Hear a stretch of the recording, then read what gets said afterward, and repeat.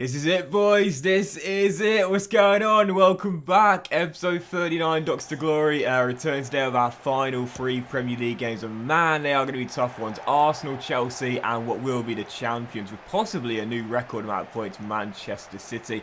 Heading into today's episode, as you can see right now, we've played a game more than the three teams below us. Leicester can't catch us now, so it does mean that we guarantee the Europa League place. But will it be second, third, fourth, or fifth? Well, we'll find out. So let's jump right into the first game. Arsenal at home at the Barnsley pitch. The Red Devils are away at Bournemouth. They should win that one. Spurs are on Newcastle. Tough game there. And Liverpool have got to go to Craven Cottage. Just one win in our last three games, but win this and top four is all but guaranteed. All final three games are at home as well, so that is a massive luxury because we are way better at the Barnsley pitch than we are away from home.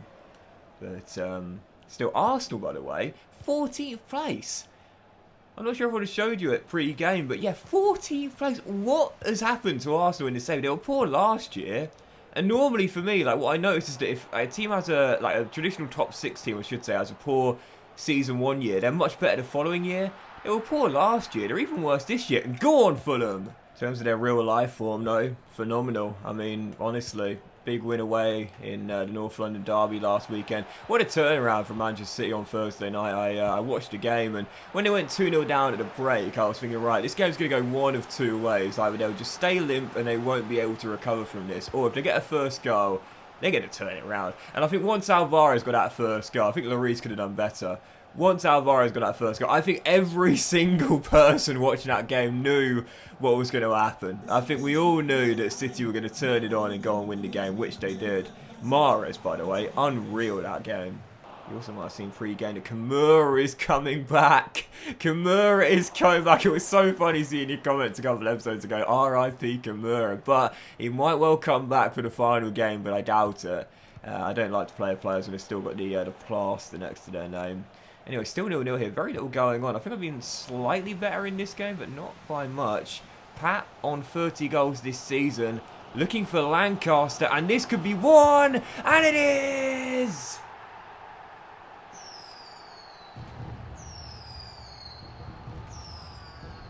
Go on, Reggie Lancaster, mate! Right then, scores at the door at the break, and surprisingly enough, the one game where I thought there might be a slip-up is the one game where the top five team, I should say, are holding their nerve. You got Spurs in front against Newcastle, but Bournemouth and Fulham are both doing us a favour as things stand, but there's still a whole half to play. If the results stay the same, I'm pretty sure with 2 games to go, mathematically, we've guaranteed a Champions League place. There's a whole other half to come. Mate, this second half has absolutely flown by. There's been nothing going on. But as things stand...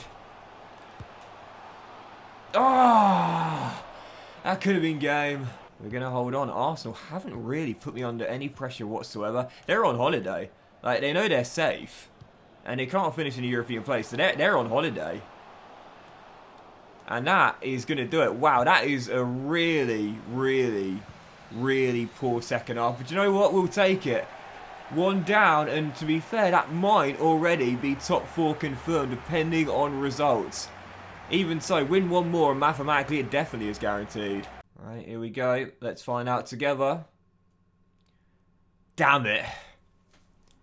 Damn it, they all won. Okay, alright, fair enough. Fair enough, but we did our job as well. So, I mean, really, it doesn't really change much. The only problem is they've still got games in hand and they come on Wednesday night. Oh, Merseyside derby.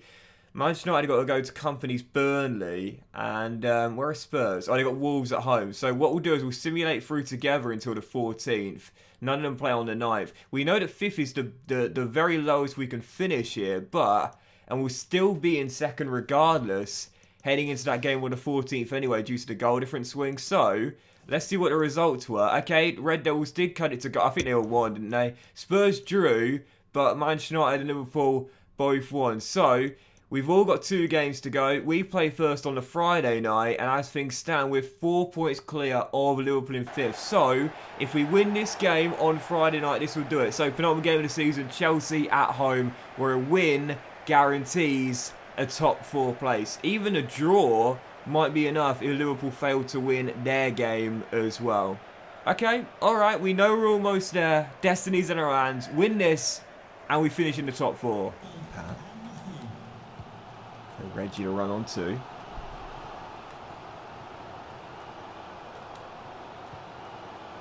Oh! It's the only chance I've had in half an hour. Blimey, look at those stats in the top left. That sums up the game so far. Even Stevens in terms of having the ball, but doing with it, no one's done a thing. And Mendes saves the first shot on target comfortably at his near post. Would I take a point in this game? I mean, I don't know, because we'll have to take on the champions. We're going to go for a record-breaking amount of points probably, as Mendes makes another comfortable save. And might need to win. I don't know. I mean, the only benefit is knowing that Liverpool will have to win back-to-back. They won't be able to slip up in either of the final two games if we just get a point in one of these two. Oh, big block Branco and Mendes, good hands, mate. Yeah, I don't want to leave it to chance, but based on the way the first half ended and the second half started. Oh, what a save! I think someone's going to win this, but I might just have to be satisfied taking a point. What a save! Ibrahim keeps it in play. Patrick Alley block corner again. Well, both teams starting off at a good pace in the second. I don't think Chelsea can finish above 7th now, so... Of course, Bournemouth won the... Oh, fuck's sake, Carabao Cup. Oh, now take a deflection. Then, they can't qualify for Europe, I don't think. Patrick! Flex on him, big man. Yes! Careful, careful. Yes, Mendes, well done, mate. Can you keep it in play, Janssen? Well done. Okay, this is going to guarantee it. 25 minutes, and look at JJ going all the way.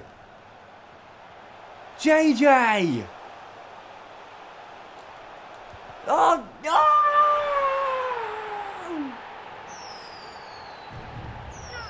The amount of bad luck we've had in this save. We've cashed in when it matters most. That's it. We're going to the Champions League. Come on. That's the reward you get for showing the energy. You know, that's the reward you get for running hard. Calvin Bassey doesn't know much about it. Deflects off his shin and into the bottom corner. That is the reward you get for playing hard. Yes. No doubt about it now, surely. We're not going to throw it away from here. Champions League at the basketball pitch next season. Bring it.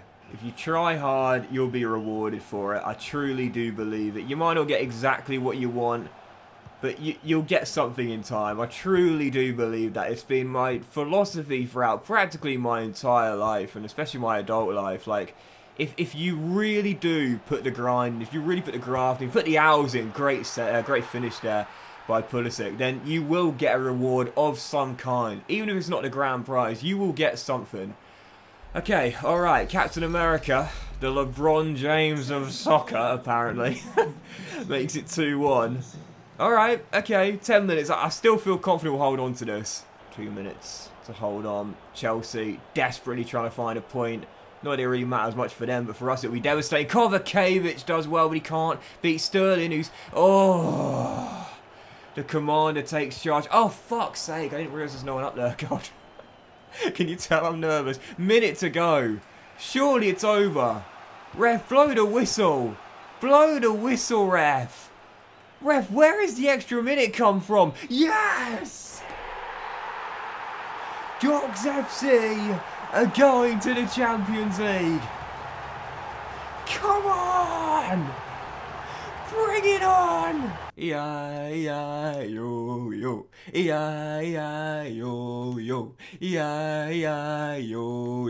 Right, let's simulate through the weekend games then to get through to that Man City game on the final day. It means nothing now though. Means absolutely nothing now. We've guaranteed it. The only question is, well, we finish second, third or fourth. What were your results out of interest? So Liverpool beat Manchester United 3-0. Hang on a minute, was that the... Oh no, it wasn't, never mind. Liverpool beat Manchester United 3-0. Spurs beat Leeds. So yeah, in the end... Yeah, so in the end, had we not won, we could have potentially lost it on the final day because Liverpool won at Old Trafford. and Spurs won as well. Wow, that is incredible, man. That is incredible. Talk about pulling it out of the bag. So, that's that. Man City can equal their 100-point tally and become Centurions again. We could potentially drop to third if Spurs win and we fail to at least get a point. Who have Spurs got?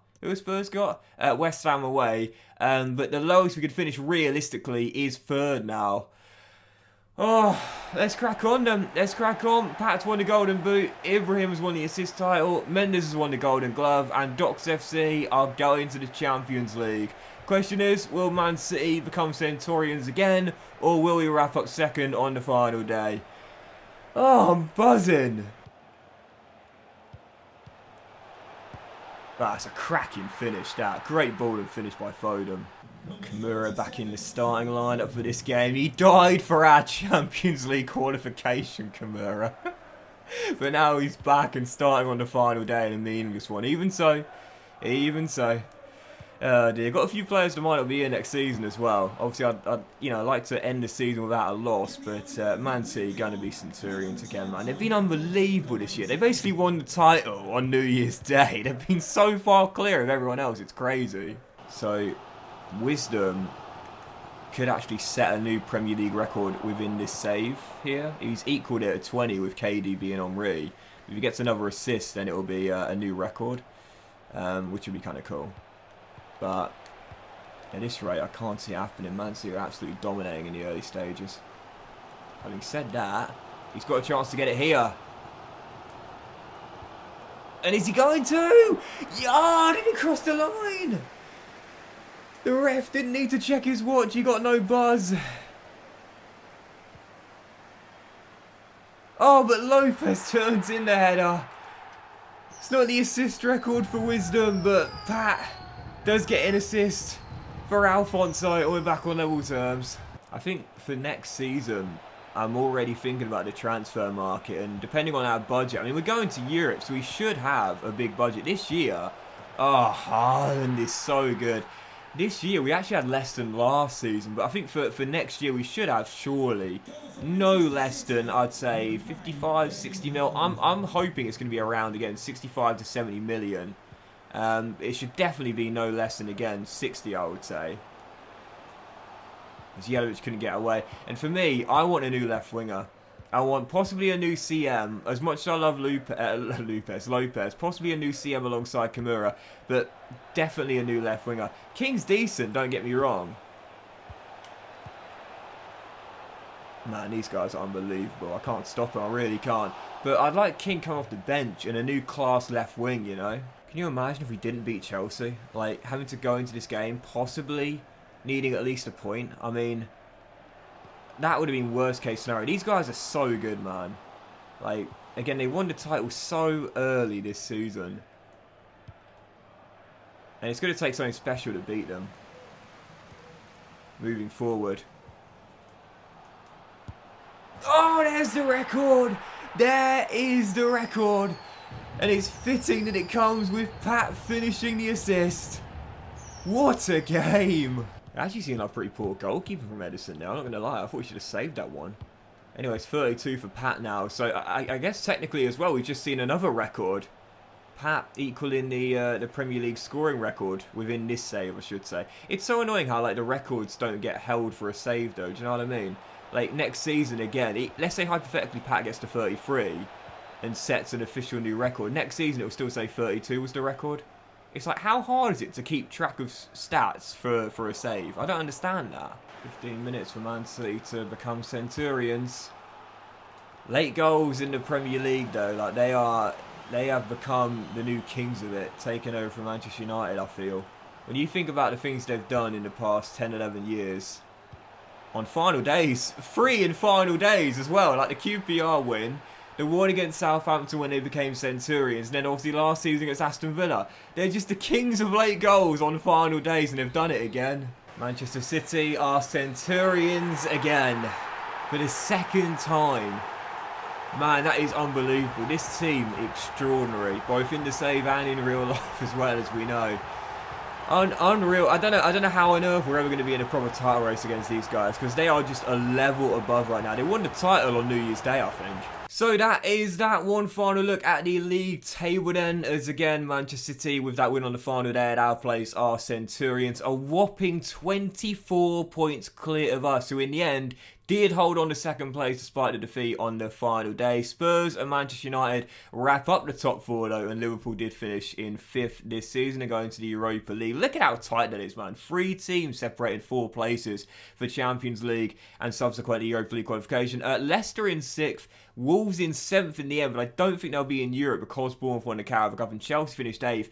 And the biggest underperformers, Arsenal, 14th place, only 11 wins all season long. That is crazy, as Bournemouth, Norwich and Burnley were already relegated before the final day. And as for individual stats this year in the Premier League, well, you would have seen Pat technically equal the record. We know the real record is 40 in the Premier League with 32 goals season. Reggie Lancaster as well, brilliant season for him, 16 goals season, also making it in the top 25. Wisdom did set a new Premier League record for assists in this save. Obviously, I've got it in the My Player save right now with Spurs with 21 with that assist on the final day. What a season for Wisdom this year. And again, Mendes did win the Golden Glove with 18 in 38 this season. Just briefly mention it there, Bournemouth were Carabao Cup winners this year as they're going to the Championship. I'll keep an eye on them next season, don't worry, as they'll be in the Europa Conference League despite being in the second tier of English football. The FA Cup final was played between Everton and the Red Devils, and Manchester United won it on penalties in the end. I think I would have given Everton Europa League football as well had they won that. And as for the European competitions, well, this is interesting. Winners of the Europa Conference League this season were Leicester City.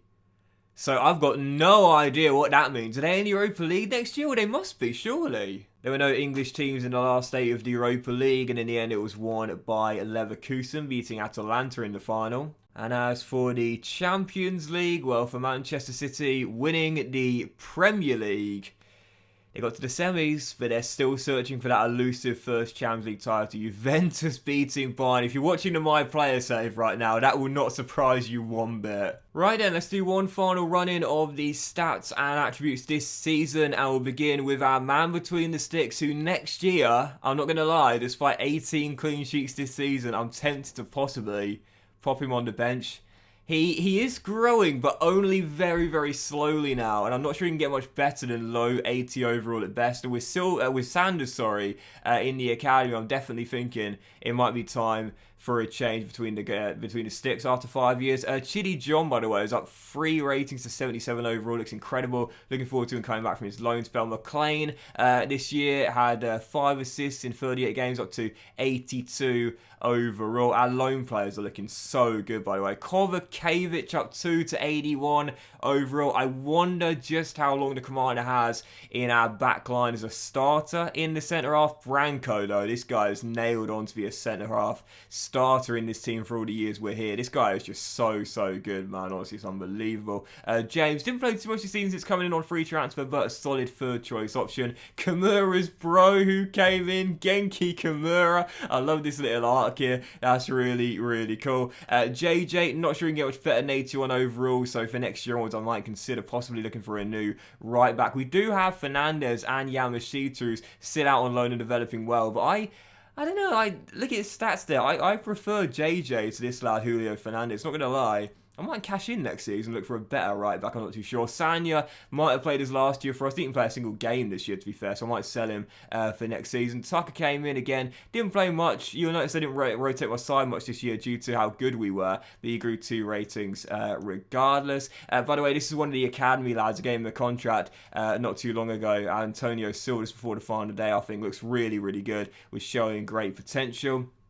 Ledesma, who some of you said could be the Busquets regen. It's a great shout. He grew 4 ratings this year, so what a pickup that was, despite the fact Kimura is still our main anchor man, and he grew 2 ratings despite the big injury at the end of the season. He was phenomenal this year. I said before, with Kimura, it's what he does that doesn't show up on the stat sheet. That's how important he is to us, and he'll be back to 83 overall in about a week or 2. I might sell Lewis Wright for next year. Don't really use him anymore, and to be honest, not a big fan. Same with Dalton as well. well. Didn't really do much for us in the games he played. I might look to sell him in the summer. Lopez converted to CM this year. And to be fair, despite the stats suggesting otherwise, I thought he did really well for us in a new position alongside Kamura. I think for next season, I'm definitely going to new CM and drop him to the bench. Naylor, the OG, he always gives you solid minutes in the rare minutes he gets, man. He might be one of the lowest rated players here, now 31, the veteran, but I'm still keeping him. We love the OG. Wisdom, though, what a season. Again, new assist record 21 in the Premier League. 8 goals as well